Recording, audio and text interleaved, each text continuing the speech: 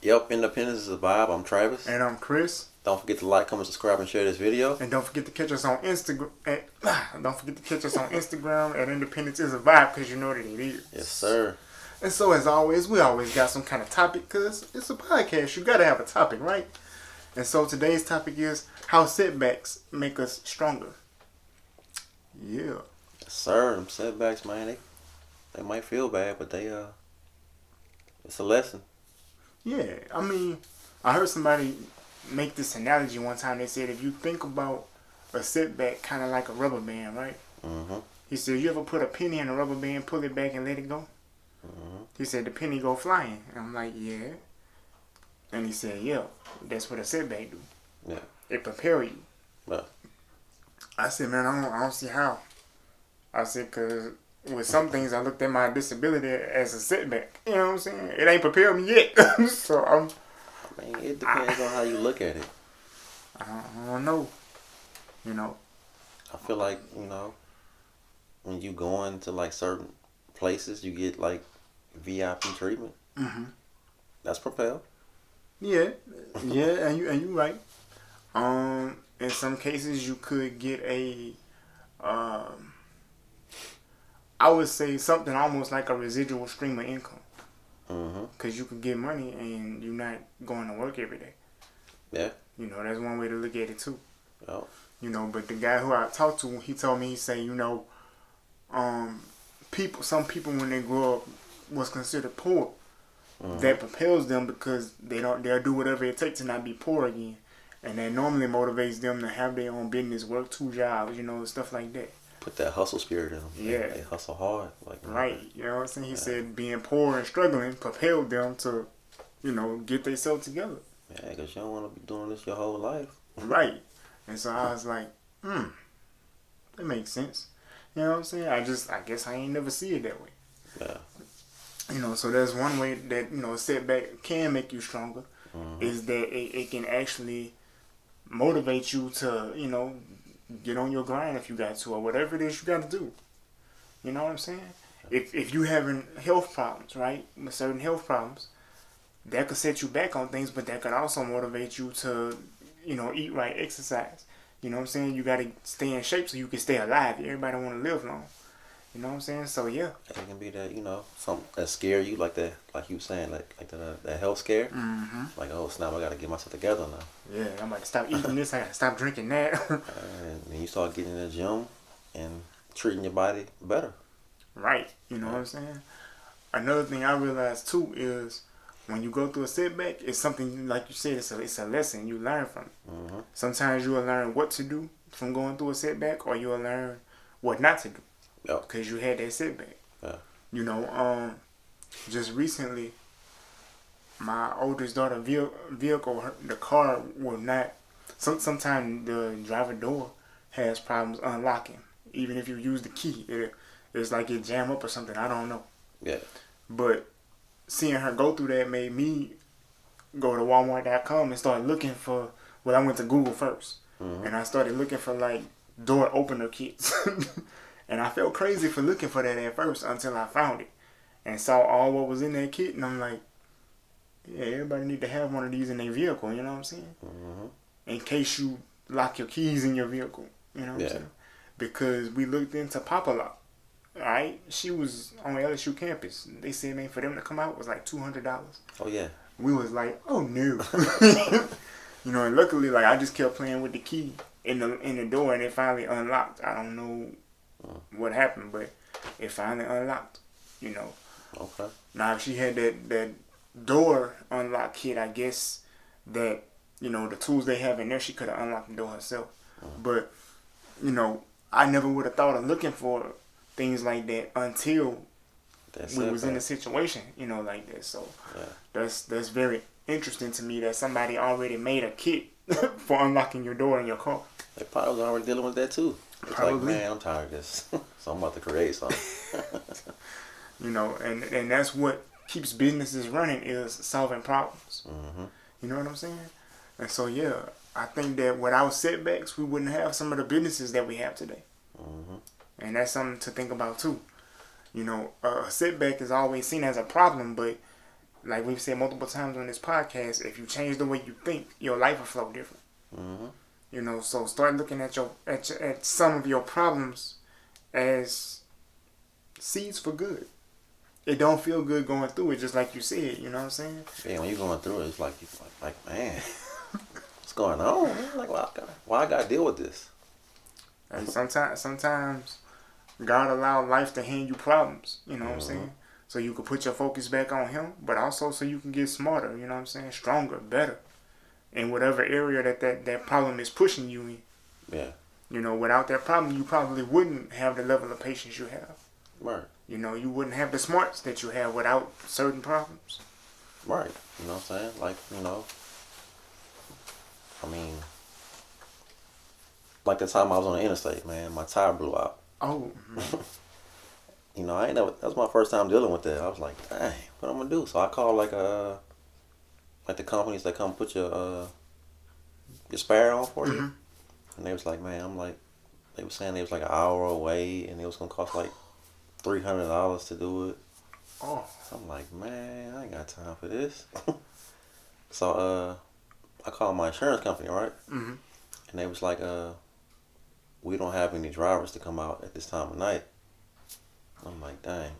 So they was like, we can call 911 for you. So I was like, okay. So they sent the sheriff's deputy to come out there, and he put it on for me. Free of charge, you know what I'm saying? I had to pay nothing. And it didn't take him an hour to get there. It took him about 15 minutes to get there. That's why people say you live and you learn. Right. Like and I didn't know you can call 911 for that. I didn't know that either. Yeah, I didn't know that. So, I mean, I'm like, okay, cool. So now, it was a setback for me at the time, but I ended up learning something along the way. You know what? I remember my wife, she's always scrolling Instagram, and I want to say about a year ago, she was scrolling Instagram, and people, they do these, it wasn't a skit, but it almost looked like a movie, the way it was set up. Yeah. And I'm listening to her phone as she's sitting over there, she was scrolling and she stopped. Mm-hmm. And I heard this lady's voice say, hello, this is 911. And the lady on the other end of the phone was like, yes, ma'am, my son is on a ventilator and the power just went out, at my house. Mm-hmm. And the 911 dispatcher was like, okay, do you have a generator? And the mom was like, no, right now my son is hooked up to the manual pump and I have to keep physically pumping to keep the electricity flowing so that his oxygen machine does not shut down. Yeah. I can't move from this spot. I'm stuck. Yeah. So the 911 dispatcher was like, okay, is it okay if I use your address to find your location? She said, yeah. So the 911 dispatcher found her location and was like, okay, is it okay with you if I call your neighbor? And the lady said, of course, of course. She said, I don't know what you're going to do, but okay. And so the 911 dispatcher calls her neighbor, right? Yeah. It was like a guy with his family next door. So all of a sudden, the lady who is pumping the ventilator, there's a knock on her window, like the window in the room where her son is. Mm-hmm. And she leans over, she pushes the window open, and it's her neighbor with like a set of extension cords. And he's like, hey, 911 called, and they said you're out of power. So I'm going to hook you up to my house, but the cords I have are not long enough. So I got some of the other neighbors to bring their cords too. Yeah. And so it winds up being like 10 different neighbors running cords across their yard to hook into like one person's house so that she can hook the ventilator into that extension cord so that her son's oxygen tank won't shut down. Yeah. Until Energy came and found out she had a blown fuse, and then they fixed the fuse and she got her power back. Okay. And I was just like, bro, that's wild. But it was good though. You know what I'm saying? Because 911 was able to actually connect one neighbor to the other. That's pretty cool. And get them to, hey, y'all, come on, this lady's son gonna die if we don't do something to help her. Yeah. And I thought that was crazy. Like, man, that's, talk about stuff you learn in a setback. You see what kind of neighbors you have. Yeah. With that situation. But also, too, like you said, you didn't know that you could call 911 for that. Right. And like I said, I didn't know either. So that's good. You know what I'm saying? I feel like in a setback, you don't really know how much drive you have until you like in that you in that moment, and you gotta like your brain start kickstarting. You know what I'm saying? You start like, okay, Oh yeah. I'm gonna figure a way out this. Oh yeah. And see, that's another thing too. Like your brain is different when you're in a struggle. Yeah. You know what I'm saying? I feel like when you're back against that wall. I heard somebody tell me one time, it was like, your muscles can't get strong unless you put some weight on them. Because if you got some resistance, it's gonna make your muscles fight harder to get that resistance off you. Yeah. And the more you keep doing that, then your muscles get bigger. And I was like, So see, sometimes having, and you don't need a life of constant setback. That's not what you need. Yeah. But just, sometimes having something that take you out your routine, or something that, is uncomfortable for a season, is not so bad. Yeah. And like we both said, it's uncomfortable when you're going through it. But the way you get through it is you realize there's a reason for me going through this. I just need to see what that reason is. I read some books, including my Bible. Yeah. And one thing I learned as I was reading is sometimes when you go through stuff, is God showing you another part of Him. Yeah. But then sometimes He'll allow you to go through stuff so that you can see another part of you that you didn't know you had. And I always found that interesting. Because you're going to face something, maybe not every day, but you live long enough, you're going to face some stuff. Yeah, it's coming. Yeah, it's definitely coming. So, I feel like the best way to be prepared for stuff is to not worry. You know what I'm saying? Yeah. Just don't worry, because stuff going to happen. Just deal with it when it comes. Do you feel like having a disability give you more drive? Yes and no. Make you want to go harder to prove a point? Yeah. Yeah, that's a definite. And sometimes you're looking at stuff knowing this is about to be real, real, real difficult. Yeah. For the simple fact, I'm in a situation where this is real physical, and I don't have the physical body to handle something like this. And that's something that if you let it could play with your mind. You know what I'm saying? Yeah. Also, like you were saying about does it make you have more drive being disabled? With a lot of stuff, yeah, but then there's some things you just like, I wish I wasn't disabled. You know what I'm saying? What you were saying? I was gonna say I focus more on what I can do and enhance that. I like that. Yeah, that's good. That's good. My question to you would be, how do you mentally deal with something that just comes out the blue and you physically can't deal with it? How do I deal with it? Yeah. Man. And I physically can't deal with it? I don't know, man. I just got a I can do type of attitude. Okay. So I'm gonna figure a way out how to do it, by any means, you know what I'm saying? I'm gonna focus on what I can do. Yeah, see, I like that. Yeah. Because I done had some situations and I was just like, this is almost too physical for me, you know what I'm saying?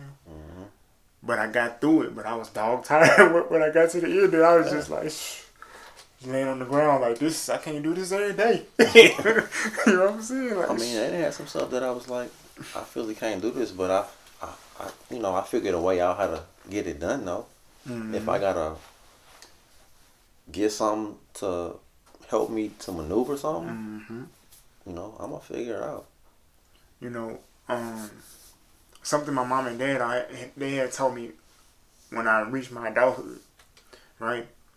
I don't know why, but I went for a walk one day trying to go get something to bring to my daughter's school, and I got lost in the neighborhood we live in. It's pretty big. I got lost, and it was like 100 degrees outside. Now, if you know me, you know I don't do too good when it's hot outside. That makes me physically sick sometimes. Well, I took the chance anyway. And I wound up like on like a main street with a lot of traffic flowing, which is not good because I cannot move fast. And thank God that my uncle, who never ever comes this way, just happened to be passing on that same street, and he saw me and he brought me home. Yeah. Like he chewed me out, you know what I'm saying? But you know he brought me home to make sure I was safe. Right. And I called my dad and talked to him, and then my dad called my mom, and my mom came over here, you know, and she was talking to me, and they both was like, you know, do you feel like you're not independent enough? Like, because you don't drive, you feel like you gotta take chances and you gotta walk everywhere, even if it's somewhere dangerous. And I was like, no, it's not that I want to be in any danger. I just want to know if I need to, you know, get out of here. I know where to go. I know what to do. You know what I'm saying? But I'm not going to know that unless I get out and explore. You know. Yeah. And my mom says, you know, just because you may not have everything in place that you want, don't mean that you're not independent. Mm-hmm. Everybody needs help. And I thought about that for a second. You know what I'm saying? I was like, well, I mean, it makes sense. You know, in my mind, I'm like, if I can't drive, if I can't, you know, cook, if I can't clean, I ain't independent because I got to depend on other people. Mm-hmm. But then you got to think about it. How many times have we, like, ordered pizza even though we had stuff we could have cooked in the house? And then the people delivered the pizza, we ain't going to get it. That's depending on other people. See what I'm saying?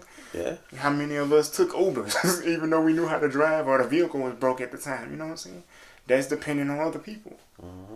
You know, and so I had to realize, like, yeah, that situation was bad that day because I could have got hit by a car, you know, but thank God I didn't. You know, and it's like, in my mind, I just wanted to be able to get whatever I was trying to go get and then bring it to her school and come back home. And I felt like, you know, yeah, I'm independent because I did that on my own.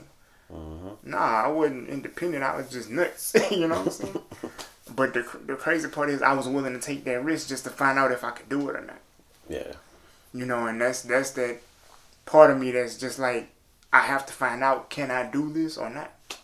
You know, and like you said, that drive is just in us to be that way. Yeah. But we also got to use wisdom. Cause I done a couple of things that just wasn't smart, you know, but I didn't think about it until after everything was over. Mm-hmm. You know, so I just, you know, I realized, like, being independent is cool, but having some help does not mean that I'm not independent either. Nah, I don't mean that. I mean, I remember a time, man, I was out one time, and the strap on my lift broke, Mm-hmm. and I was by myself. You know, I was leaving the mall, so I'm like, dang. I kind of got frustrated a little bit, Mm-hmm. but somebody was walking out, you know, out the mall behind me, so I was like, hey, can you put my chair in the back for me? He was like, yeah. So put it in the back for me. So I went to this company locally, this local company. Mm-hmm. They did my modifications or whatever. So I went to them and let them know what happened and if they could fix the strap or whatever. Mm-hmm. So they didn't have the strap in stock, so they had to order it. So I had to wait about a week for that. And so I went back home and I had to get maintenance to get my chair in my truck for me. So I could have been like, dang, man, what I'm going to do? I'm by myself. I could have, you know, been frustrated, but I was like, I didn't. I was like, you know, I'm gonna get through this. It's gonna work out, and it did. So it all depends on how you look at it too. You know. Yeah, you know, and the whole point is like the stuff you learn after you go through stuff like that. Yeah. Just for one, listening to your story just now, that tell me that the world is not so full of negative people like you might think. Yeah. You know, it still got a lot of really good people in this world. Mm-hmm. But sometimes when you look at the news and you look at, you know, social media, sometimes it'll make you feel like that ain't no more kind people in this world. Everybody's selfish now. Yeah, you see the news. You see negativity on the news, so you gonna start thinking like the whole entire world is just negative, Mm-hmm. which ain't true. Right. It's like a small group. Right. You know, and that's why I say, man, I try to be careful of the stuff I watch, things I listen to. Yeah. I'm not a big fan of social media. You know what I'm saying? I be posting stuff for this podcast and stuff like that. I might share things I see every now and then. Mm-hmm. But overall, I'm tired of social media, man. I done had enough of it, bro. There's just too many people voicing their opinions, and you don't know if they getting their information from a credible source or they just talking out the side of their neck. You don't know. So I'm just like, I'm through. I don't really let it bother me, man. I just take it with a grain of salt. Some stuff I just like, whatever. Yeah, and that's true too. Sometimes you just gotta, just deactivate Mm-hmm. from social media, Yeah, man. Cause it can get kind of nerve wracking, bro. Cause people get on there with all kind of crazy stuff, but overall, I mean, everything is still within your control because you can make the choice to entertain something or not. Yeah. Like you said, with the situation with the strap breaking, you could have been down about that. You could have been, mad, depressed, sad, all of it. You just chose not to. Yeah, because I had to depend on somebody else to, help me get my chair in the back of my truck. So it's like my independence right there was gone. Right. In a matter of seconds, you know what I'm saying? So it just depends on how you look at it too. Yeah. And that's true too. And like we was talking about how setbacks, make you stronger. I feel like going through a situation like that and choosing to keep your happiness and choosing to not let yourself get down, that says a lot about your mental strength as well as your mental health state, I guess I could say. Mm-hmm. You know what I'm saying? You don't let stuff just get you real depressed real fast, Right. And that's good. Yeah. That's very good. Yeah. Gotta keep pushing, man. Yes, sir. So yeah, man, I feel like if you change your mindset, setbacks are not all that bad. They uncomfortable, yes, but uncomfortable don't always mean bad. Mm-hmm. So yeah. Yeah, man. Yeah, y'all, drop some comments, like, subscribe, share. Right, let us know in the comments about some setbacks y'all might have faced and how y'all dealt with them. You know what I'm saying? Right.